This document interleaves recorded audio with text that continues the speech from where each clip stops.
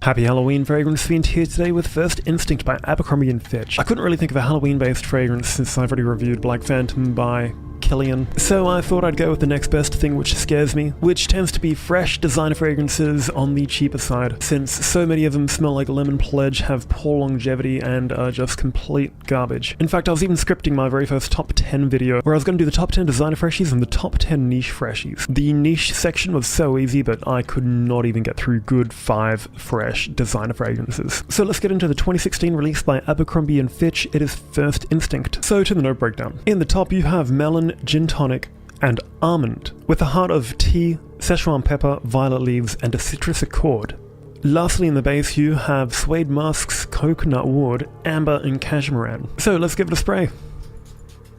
A lot of you may already know by now that I'm not one to really fully appreciate designer scents, and if you thought that I thought that way about First Instinct, you're wrong, because I actually really do appreciate this scent. It's just clean, even though it's quite mass appealing, it just feels so fresh and I can't get enough of it. And surprisingly, even the general public have really favourable reviews with this one. And for a cheapie where you can get this in Australia for about $50 for 100ml, you really can't go wrong with it. But of course the downside is the terrible performance, which you kind of expect now with a lot of freshies or cheaper scents in general. The most prominent note in this is definitely the melon, which I haven't really picked up in any other fragrances before. I think this is what really makes it unique, in contrast to a lot of the competition out there. And funnily enough, I actually just filmed a video on The Duke by Penhaligon's, which has a bit of a gin and tonic accord to it, and I recall saying that there's not many two fragrances which have that note, and coincidentally I'm filming another fragrance with that note, and together these two would actually work really well stacked together. In fact, they almost even have the same color juice. As for the rest of the note breakdown, I don't get any almond, a tiny bit of tea is present, obviously a massive citrus accord, but the suede woods, coconut wood, amber, and cashmeran and all that